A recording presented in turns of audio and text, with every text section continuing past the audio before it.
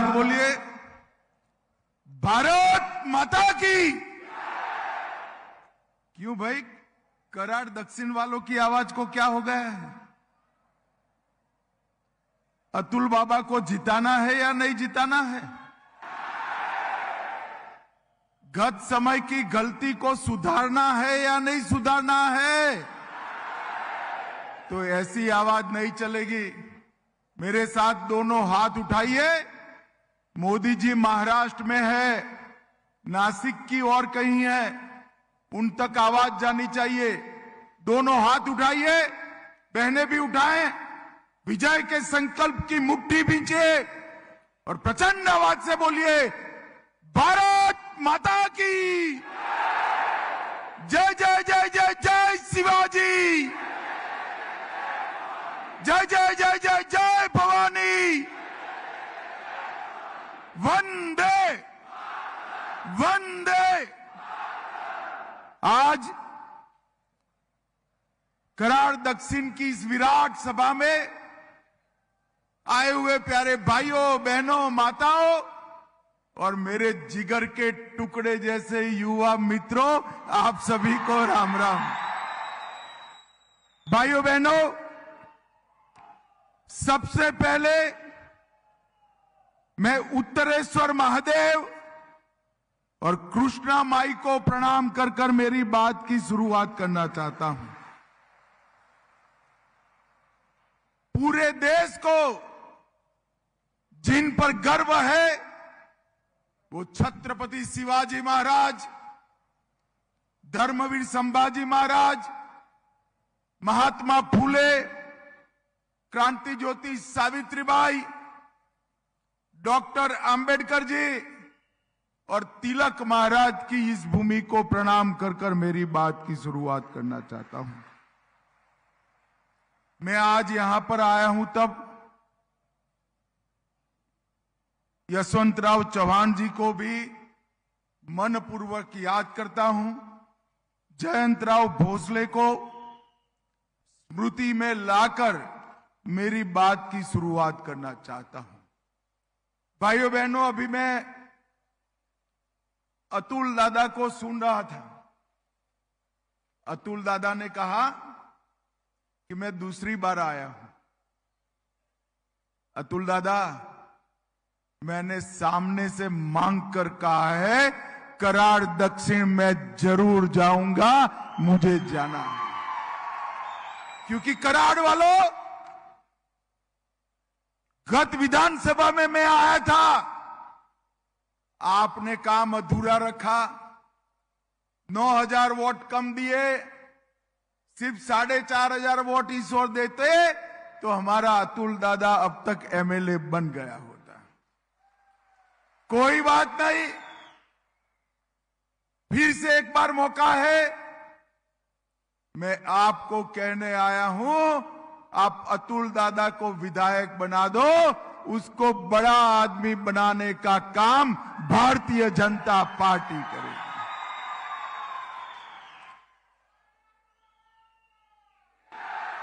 भाइयों बहनों,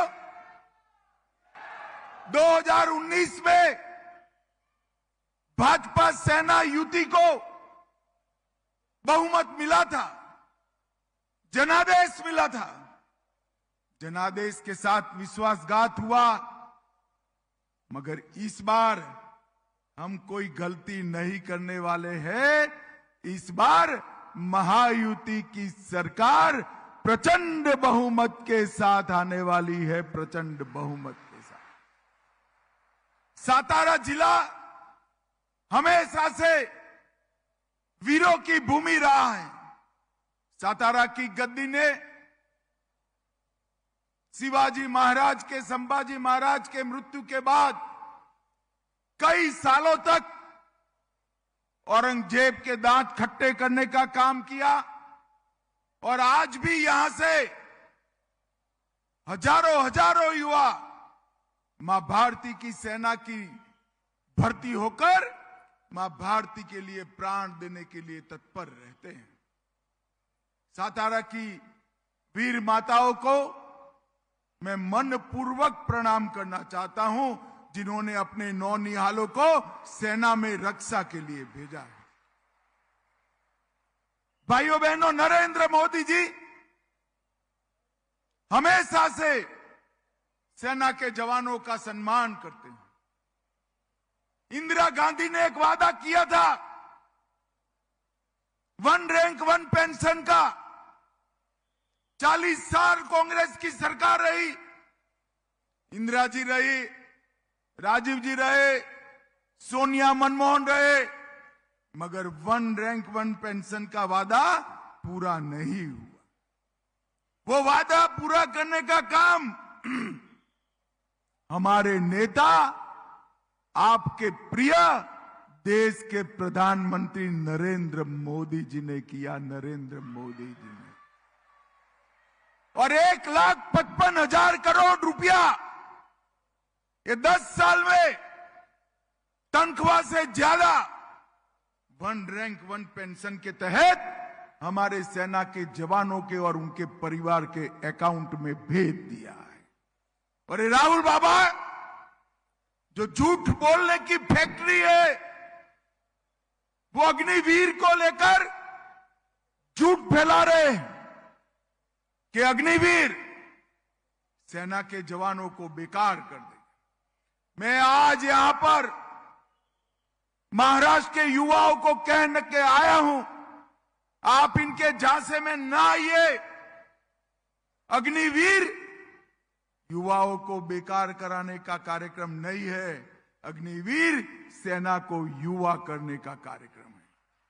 और भाइयों बहनों, मैं आज ये भूमि पर कहकर जाता हूं, जिन्होंने सालों तक देश की रक्षा करी, हिंदू पदशाही को आगे बढ़ाया, वो भूमि पर कहकर जाता हूं, महाराष्ट्र के एक एक अग्निवीर को वापिस आने के बाद भारत सरकार की सीएपीएफ और महाराष्ट्र सरकार एक एक व्यक्ति को पेंशन वाली नौकरी देगी। ये भारतीय जनता पार्टी का वादा है। राहुल बाबा, हमारे वादे आपकी तरह नहीं होते। नरेंद्र मोदी जी जो कहते हैं वो करते हैं। भारतीय जनता पार्टी का वादा पत्थर पर लकीर होता है। कर्नाटक में चुनाव था, हिमाचल में चुनाव था, तेलंगाना में चुनाव था, आपने वादों का पिटारा खोला, चुनाव जीत गए। और अब तो खरगे जी भी कहते हैं, भैया संभल कर वादा करो, पूरा नहीं होता है। जिस पार्टी का अध्यक्ष, राष्ट्रीय अध्यक्ष कांग्रेस को नसीहत दे कि हम वादे पूरा नहीं करते हैं, वो पार्टी कराड़ दक्षिण वालों के वादे पूरे कर सकती है क्या? जोर से बोलो, कर सकती है क्या? 50-50 साल से एक ही परिवार को आपने यहां से चुन कर भेजा। कराड़ दक्षिण विकास की रेस में पिछड़ गया।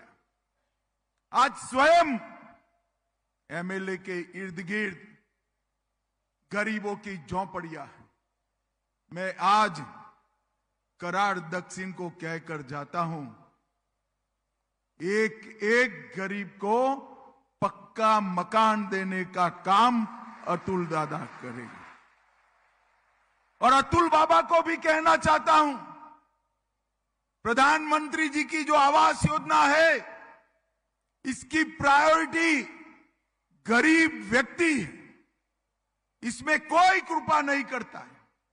परंतु ये जो यहां से जिनको चुनकर भेजा है, वो मोदी जी की योजनाओं को नीचे नहीं लाने देते। अतुल दादा, इस बार चुनने के बाद 1 साल के अंदर ही सारे गरीबों के मकान समाप्त करना, मैं इसके लोकार्पण के कार्यक्रम में खुद आकर सारे गरीबों को अपने घर की चाबी देने का काम करूंगा।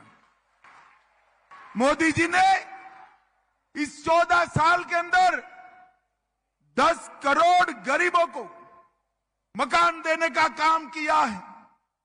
और इसके साथ साथ आपने तीसरी बार राजा साहब को यहां से चुनकर भेजा, मोदी जी प्रधानमंत्री बने। तीसरी बार पहली कैबिनेट में बच गए 3 करोड़ गरीबों का घर का संकल्प भी देश के नेता नरेंद्र मोदी जी ने किया। कराड़ के पास हमारे यूपी की सरकार बड़ा फ्लाईओवर ब्रिज बना रही है और अतुल बाबा भोंसले कोऑपरेटिव संस्थाओं से जुड़े हुए व्यक्ति, कृष्णा सहकारी बैंक, कृष्णा सहकारी चीनी, कृष्णा अस्पताल, इसलिए वो सबके साथ सहकारिता से काम करेंगे, इसका मुझे पूरा भरोसा है। भाइयों बहनों, मुझे पूरा भरोसा है। मैं आज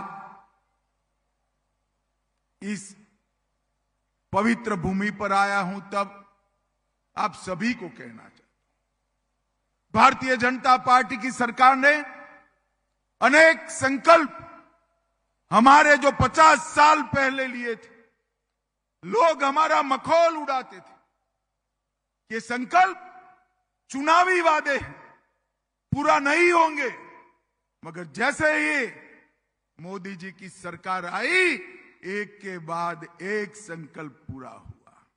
ये राहुल बाबा के पिताजी हमें तंज कसते थे, मंदिर वहीं बनाएंगे, तिथि नहीं बताएंगे। और भाइयों बहनों, एक कांग्रेस विरोध करती रह गई, शरद पवार विरोध करते रह गए।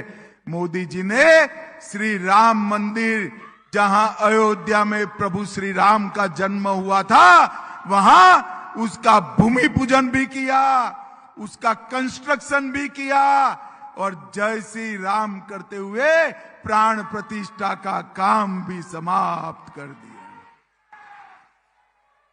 मुझे बताओ कराड़ वालों,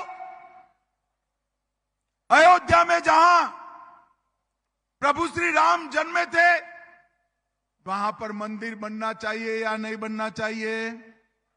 जोर से बोलो, बनना चाहिए या नहीं बनना चाहिए? ये कांग्रेस पार्टी 75 साल तक मंदिर को लटकाती रही, भटकाती रही। मोदी जी ने ये वादा पूरा कर दिया। भाइयों बहनों, मुझे बताओ, ये कश्मीर जो है हमारा है या नहीं? अरे जोर से बोलो, ऐसे क्या बोलते हो भाई, है या नहीं है? धारा 370 हटाई, ठीक किया या नहीं किया? जब धारा 370 हटाने का संकल्प मोदी जी ने रखा कानून लेकर, मैं संसद के सामने खड़ा हुआ, ये राहुल बाबा, शरद पवार, ममता, डीएमके सारे काऊ करते रहे, मत करिए, मत करिए। मैंने पूछा भाई क्यों न करे, तो उन्होंने कहा कि खून की नदियां बह जाएगी कश्मीर। राहुल बाबा, ये नरेंद्र मोदी सरकार है, खून की नदियां छोड़ो, किसी की कंकर चलाने की हिम्मत नहीं है, कंकर चलाने। हमने 370 को हटा दिया। अभी वहां नेशनल कॉन्फ्रेंस और कांग्रेस की सरकार आई, 2 दिन पहले उन्होंने प्रस्ताव पारित किया कि 370 वापिस लानी चाहिए। मैं आज आप सबके बीच में कहकर जाता हूं, राहुल बाबा, आप तो क्या, आपकी चौथी पीढ़ी भी आएगी ना, धारा 370 वापिस नहीं आएगी।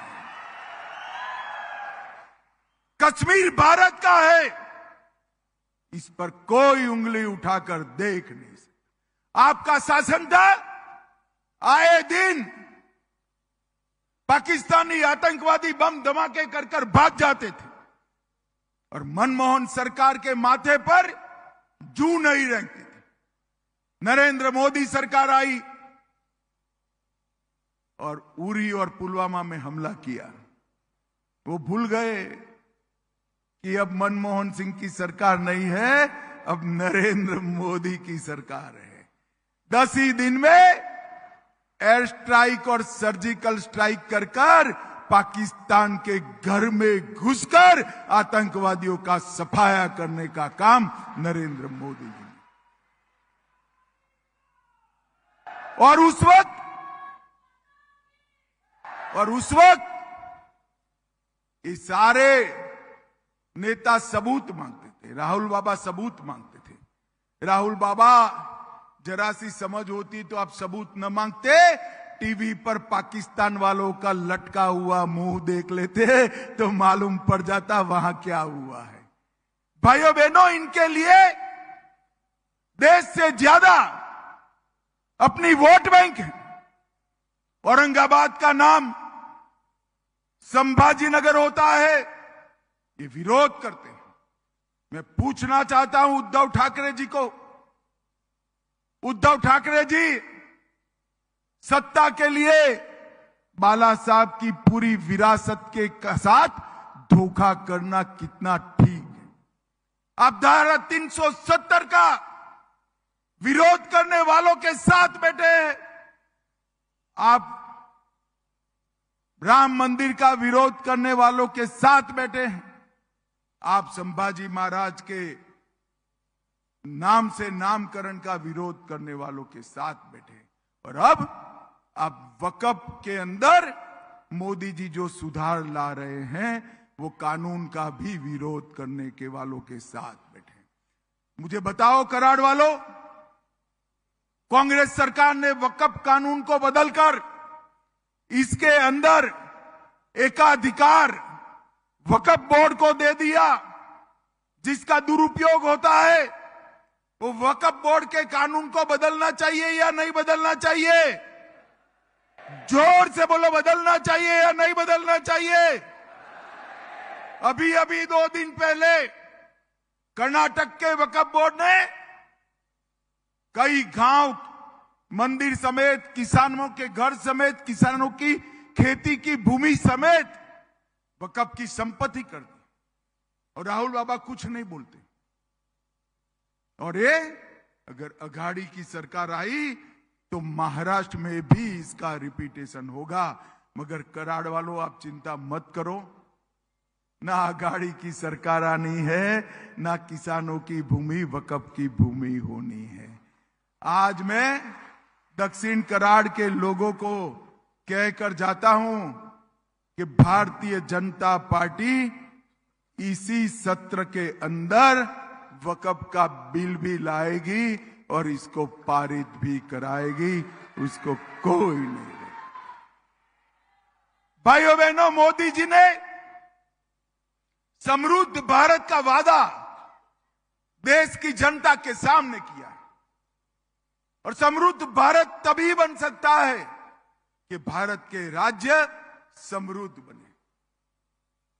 समृद्ध महाराष्ट्र के निर्माण का नरेंद्र मोदी जी और हमारे नेता देवेंद्र फडणवीस का संकल्प। हमने यहां यूपी सरकार के माध्यम से समृद्ध भारत, समृद्ध महाराष्ट्र के निर्माण के लिए ढेर सारे कदम उठाए हैं। अरे शरद पवार जी जो है, इस आयु में भी झूठ बोलने से बाज नहीं आते हैं। वो कहते हैं महाराष्ट्र में इन्वेस्टमेंट नहीं आ रहा है। पवार साहब, आपकी सरकार थी ना उद्धव जी के साथ, तब नंबर नीचे गया था।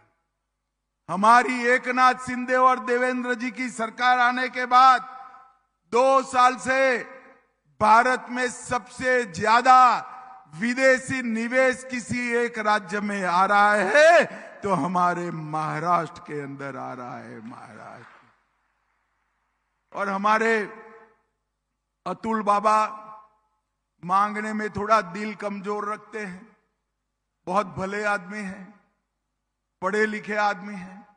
वो जीआईडीसी की बात कर रहे हैं।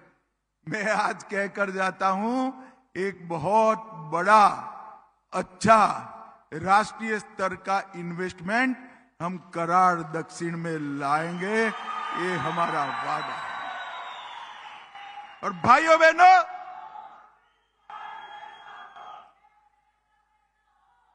भाई भाइयों बहनों, बस बस बस भाइयों बहनों, नरेंद्र मोदी जी ने पूरे महाराष्ट्र के विकास के लिए एकनाथ जी और देवेंद्र जी के साथ मिलकर सड़कों का जाला बनाया। समृद्धि राजमार्ग, मुंबई कोस्टल रोड, अटल सेतु, पुणे, मुंबई, नागपुर में मेट्रो, देवेंद्र जी ने जलयुक्त शिवार बनाए, कृष्णा भीमा स्थिरीकरण का काम किया, तेंबू मैसल जैसी योजनाओं को भी आगे बढ़ाया।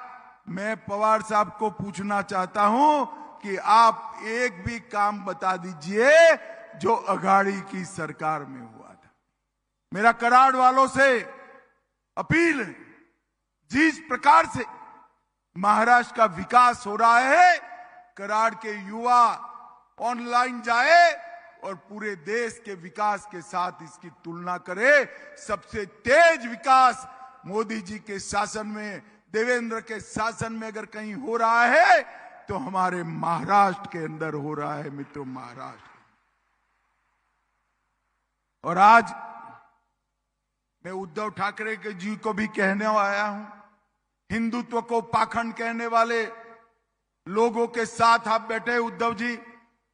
अफजल खान और औरंगजेब की कब्र को सुरक्षा देने वालों के साथ आप बैठे, हिंदुओं को आतंकवादी कहने वाले के साथ बैठे, कसाब को बिरयानी खिलाने वाले के साथ बैठे हैं, और राम के अस्तित्व को नकारने वाले के साथ उद्धव ठाकरे आप बैठे हैं। आपको शर्म आनी चाहिए, शर्म आनी चाहिए। भाइयों बहनों, इस सत्ता के लिए बहुत नीचे तक हमने नमो शेतकारी महासम्मान निधि योजना के तहत और पीएम किसान योजना के तहत हर साल किसानों को 12,000 रुपया देने का काम किया है। और मैं आज कराड़ वालों को बताकर जाता हूं, ये 12,000 का 15,000 हमारी युति की सरकार होते ही हो जाए। आयुष्मान भारत में हर गरीब को 5 लाख तक का फ्री ऑफ कॉस्ट इलाज किया है। और अब मोदी जी किसी भी आय वर्ग का 70 साल से ज्यादा वाला नागरिक हो, इसको और 5 लाख का इलाज मुफ्त करेंगे, तो अब 10 लाख तक का इलाज मुफ्त होगा। भाइयों बहनों, महात्मा ज्योतिबा फूले जन आरोग्य योजना को भी 5 लाख का किया जाएगा, और तीनों मिलाते हैं तो 15 लाख तक का दवाइयों का खर्चा अब किसी गरीब को करने की जरूरत नहीं पड़ेगी। हमने सतारा जिले में 25,000 से ज्यादा घरों का निर्माण हम कर चुके हैं।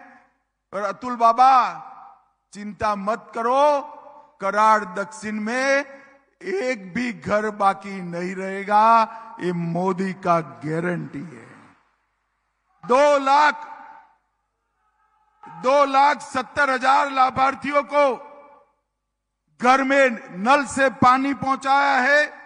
और हमने कोऑपरेटिव के लिए सीआरसीएस का कार्यालय पुणे में बनाकर 900 करोड़ रुपए का बजट भी रखा है। उज्ज्वला के लिए सतारा जिले में 1,37,000 माताओं को गैस का कनेक्शन दिया और 1,42,000 शौचालय गरीबों के घर के बनाने का काम हमने किया है। कराड़ में हवाई पट्टी के लिए 221 करोड़ रुपया मंजूर किया है। और सतारा में एक्सीलेंस सेंटर भी बनाने का काम भारतीय जनता पार्टी कर रही है। भाइयों बहनों, महाबलेश्वर हिल स्टेशन परियोजना 748 वर्ग किलोमीटर में बनाने का काम हम कर रहे हैं, जिससे महाबलेश्वर का इनके ऊपर का जो दबाव है यात्रियों का वो भी कम हो जाएगा। हमने वृद्धावस्था पेंशन को 1500 से 2100 करना तय किया है। और माताओं बहनों, जोर से ताली बजाना, लाडली बहन योजना भी अब 2100 रुपये की होने वाली। और एक खटाखट जैसा नहीं है, एक खटाखट फटाफट जैसा नहीं है, ये मोदी गारंटी है। यूपी सरकार बनने के बाद हर महीने 2100 रुपया मेरी बहनों के बैंक अकाउंट में हर महीने आ जाएगा। भाइयों बहनों, हम हर महीने 25 लाख नौकरियों का सृजन करेंगे और 10 लाख छात्रों को 10,000 रुपया प्रति माह ट्यूशन फी देकर उनकी कैरियर को बढ़ावा देने का काम करेंगे। 45,000 गांवों में पनडन सड़कों का निर्माण करेंगे और आंगनवाड़ी और आशा वर्करों का मासिक वेतन 15,000 तक बढ़ाने का काम भारतीय जनता पार्टी की सरकार करेगी। और विजन महाराष्ट्र लेकर हम आए। मैं अंत में इस मंच पर से शरद पवार जी को और पृथ्वीराज चौहान जी को पूछने आए। आप दोनों यूपीए की सरकार में मंत्री रहे, यहां के विधायक पीएमओ में मंत्री रहे, 10 साल तक यूपीए की सरकार चली। आप जरा हिसाब लेकर आओ, कराड़ दक्षिण में महाराष्ट्र को क्या मिला। ये हिसाब किताब लेकर नहीं आते हैं, मगर भाई मैं तो बनिए का बेटा हूं, मैं हिसाब पूरा लेकर आया हूं आपको बताने के लिए। 10 साल तक शरद पवार और पृथ्वीराज चौहान मंत्री रहे, महाराष्ट्र को सिर्फ 1,91,000 करोड़ रुपया दिया। 1,91,000 करोड़। कितना दिया जरा जोर से बोलो तो भाई। 10 साल मोदी जी भी शासन में रहे, वो लोग 4 से 14 रहे, मोदी जी 14 से 24 रहे। और 1,91,000 करोड़ के सामने नरेंद्र मोदी जी ने 10,15,890 करोड़ रुपया महाराष्ट्र। और शरद पवार कह रहे कि हमें अन्याय हो रहा है। पवार साहब, महाराष्ट्र को अन्याय करने का काम अगर किसी ने किया है तो शरद पवार राणी कंपनी ने किया है और किसी ने नहीं किया है। आपने 1,91,000 करोड़ रुपया ही सिर्फ दिया। आपके समय में कोई काम नहीं हुआ। और नरेंद्र मोदी जी ने 10,15,890 करोड़ रुपया दिया। वाधवान पोर्ट एशिया का सबसे बड़ा पोर्ट बनाने का काम भी महाराष्ट्र में हो रहा है और ढेर सारे इंफ्रास्ट्रक्चर के काम भारतीय जनता पार्टी की सरकार ने शुरू किए। माताओं, भाइयों, बहनों, मैं अतुल दादा को जिताने के लिए आया हूं।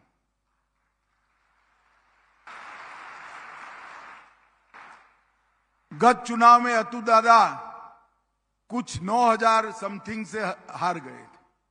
मेरे दिल में भी कसक थी, इसलिए हमारे प्रदेश अध्यक्ष को कहा था कि कराड़ दक्षिण का सभा मेरे नाम पर ही लिखना। मैं सातारा की भूमि को प्रणाम भी करूंगा और अतुल दादा के लिए अपील करूंगा। अब मैं फिर से सातारा आऊंगा, मगर अतुल दादा को जिताने के लिए नहीं, इनके विजय सरघस के अंदर आऊंगा। भाइयों बहनों, मुझे बताओ कराड़ दक्षिण वालों, आगे आओ अतुल दादा, मुझे बताओ अतुल दादा को प्रचंड बहुमत से जिताओगे? 20 तारीख को कमल के निशान पर बटन दबाओगे?